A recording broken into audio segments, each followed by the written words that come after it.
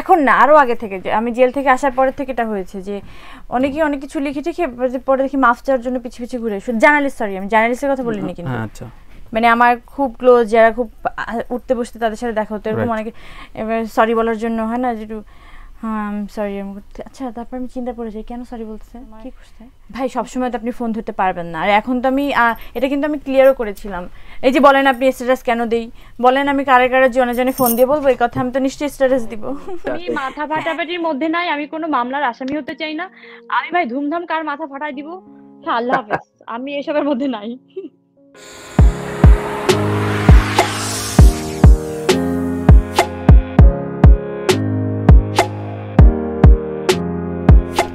দেখেন আমার কিন্তু অনেক বেশি আমি চেপে রাখতে পারি না, এত বেশি জিজ্ঞেস করেন না পরে কোন জিনিস বলে দিব।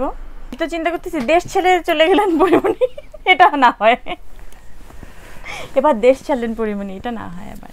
আমার কখনো ইচ্ছা ছিল না, ইদানিং হচ্ছে কারণ আমার বাচ্চার জন্য চলে যেতে পারিস। হ্যাঁ ওর একটা সুস্থ পরিবেশ, সুন্দর স্বাভাবিক জীবন আমি ওকে গিফট আসলে দিতেই চাই, তাই না, আমরা সবাই চাই। সো এতদিন তো আসলে আমার জন্য আমার কোনো টেনশন হয়নি যে আমি কি করব কি না করব, নিজের জন্য পয়সা জমানো বা নিজের একটা অ্যাসেট করা, একটুখানি জমি কেনা, একটা ফ্ল্যাট কেনা, এটা তো সবাই করে। অনেক টাকা আমি রোজগার করেছি, কিন্তু অনেক টাকা নিজের জন্য কিছুই করিনি, এটা তো আমি আগেও বলি। যা যা ব্লেম আমাকে দেওয়া হচ্ছিল যে এতগুলো বাড়ি আছে এতগুলো গাড়ি আছে আমি সবগুলো করবো, সাথে আমার তো কার সাথে মারামারি লাগেনি, ঝগড়াও লাগেনি, কাউকে আমি গালিও দিইনি, রিজনে তার সাথে আমার কাজটা হয়নি, কাজটা শেষ হলো, তাই বলে কি সম্পর্ক শেষ? তাই বলে কি আমার আর কোনোদিন কাজ হবে না?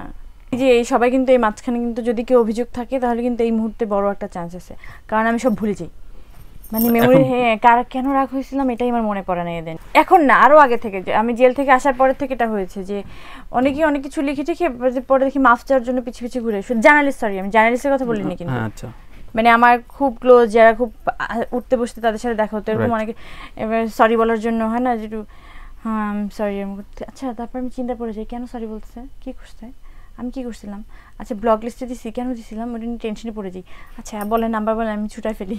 তো বড় একটা দল ছিল যাদেরকে আমি ব্লক করছি, তো কারে কোন কারণে ব্লক করছি এটা আসলে মনে নাই ভাই। সবসময় তো আপনি ফোন ধরতে পারবেন না, আর এখন তো আমি এটা কিন্তু আমি ক্লিয়ারও করেছিলাম। এই যে বলেন আপনি স্ট্যাটাস কেন দেই, বলেন আমি কারে কারে জনে জনে ফোন দিয়ে বলবো এই কথা, আমি তো নিশ্চয়ই স্ট্যাটাস দিব।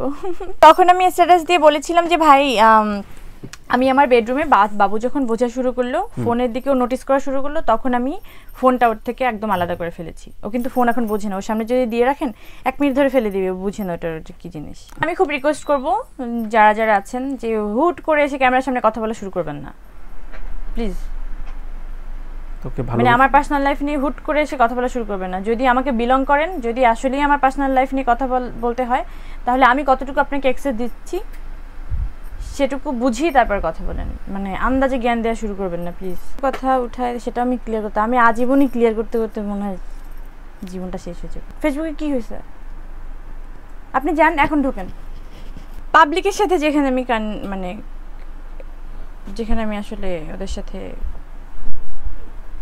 সেই পেজটা রাইট, এবার জানতো এখানে কি করা কি ফেসবুকে। আপনি এখন তো 2 মিনিট ঘাটলাম, এরকম ঘাটতে থাকে না তো সমস্যা তো ওইখানেই। আমি তো বললাম তো আমার ফেসবুক নিয়ে কেন কথা হয়, তার মানে আমার ফেসবুকের একটাই সমস্যা দেখতে পাচ্ছি, যেটা আমার ফেসবুকে অনেক বেশি ফলোয়ার না। আমার দেখেন না, আপনি কিন্তু অনেক আগের থেকেই আমাকে, মানে আমার ইন্টারভিউগুলো দেখবেন, আমি যদি ওখানে জিন্স পরেও যেতাম তাও যদি আমাকে জিজ্ঞেস করা হতো যে আমার পছন্দের মানে ড্রেস কি, তো আমি বলতাম শাড়ি। কিন্তু এতদিন পরার আসলে ওই ব্যাপারটা আসলে বুঝতেছিলাম না যে কখন থেকে কেমনে কি করবো। তো আমার মনে হচ্ছিল যে এখন থেকে মানে শাড়িটাই আরাম লাগছিল পরতে, এটার মধ্যে কোনো প্ল্যান কিছু নাই। আপনি সবাই এরকম কেন না, এটা বললাম কিন্তু আরেকটা বিষয় হচ্ছে যে আমি অন্য কোনো ড্রেসের জন্য আসলে আমি ফিট না।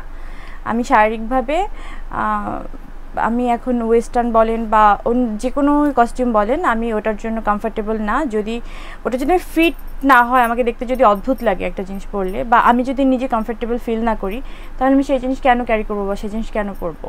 তো আমার মনে হয় যে প্রেগনেন্সির পরে যেটা হচ্ছে যে আমার ওয়েট গেইন করা, আমার সমস্ত মানে হয় না যে সব কিছু মিলিয়ে আমার মনে হচ্ছিলো যে আমার সাথে দারুণভাবে শাড়িটা যায়। সো আমি এটাই ক্যারি করছি। শুধু দলাদলি হচ্ছে, একটা ভালো কাজের দলাদলি কিন্তু হচ্ছে না। যদি সত্যি হলিউড বলিউডের ছবি আসে, তো আমার তো এখন তো কোনো আমার এটা নিয়ে কিন্তু মাঝখানে আমাকে অনেক সাংবাদিকরা ফোন দিয়েছেন, এসএমএস এ করেছেন। আমি তাদের উদ্দেশ্যে একটু কথা বলতে চাই। আমি সবাই বলেছে আপনি কি এড়িয়ে যেতে চান, এরকম এসএমএস আমার কাছে অনেক আসছে। অনেক সাংবাদিক আমাকে বলেছেন যে আপনি কি এড়িয়ে যেতে চাচ্ছেন বিষয়টা। ভাই আমি মোটেও এড়াতে চাচ্ছি না, আমার উল্টা বিরক্ত লাগছে এসব বলতে বলতে। আপনাদের টায়ার্ড লাগে না? ভাই প্লিজ ওদের দয়া করে ইন করতে দিন, এন্ড আমরা কম্পিটিশন শুরু করি। মানুষ কোনটা দেখতে যাবে? না হলে আমরা ওপারে চলে যাই, ওপারে মানুষ এপারে আসলে একটা মিক্স আপ হয়ে যাক। কিন্তু ভালো কাজ আসলে এখন তো হয় না যে ওই 14 ইঞ্চির জায়গা কিন্তু নাই এখন মানুষের। এই কি বলে, বিনোদনটা অনেক অনেক বিস্তৃত, অনেক জায়গা জুড়ে অনেক অপশন এখন।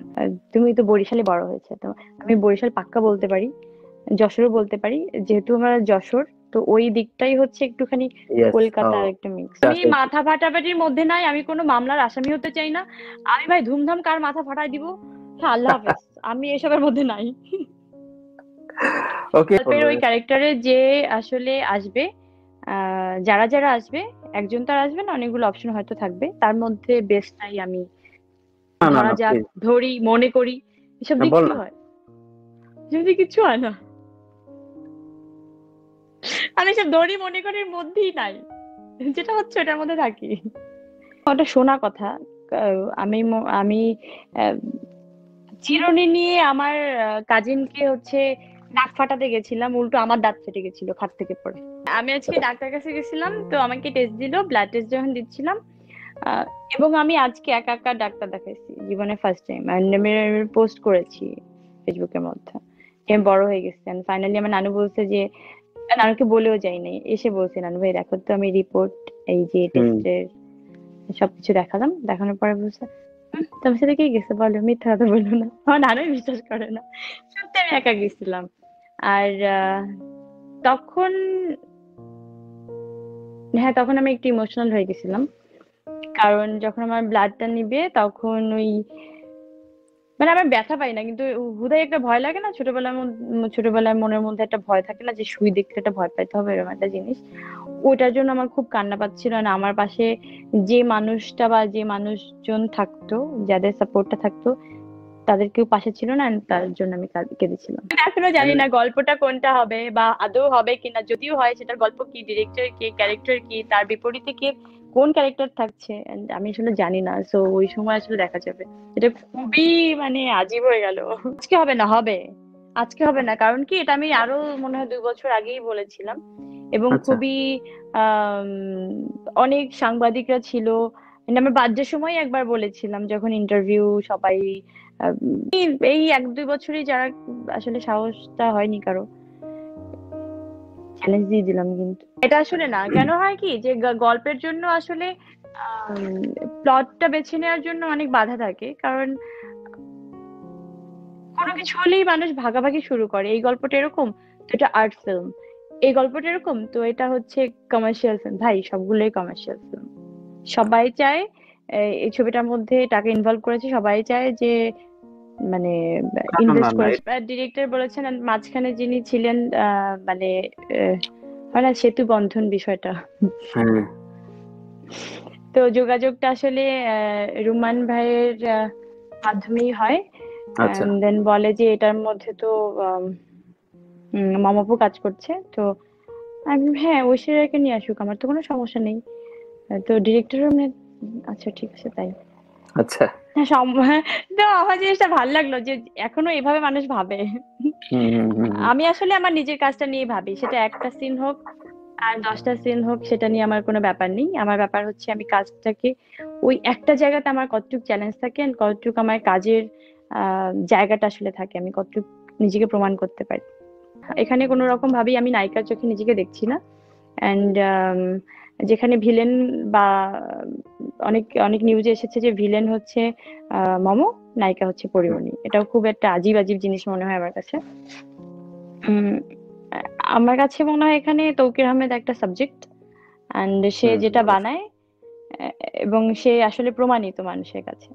ডেফিনেটলি সেই জায়গাটা তো সে অবশ্যই নষ্ট করবে না।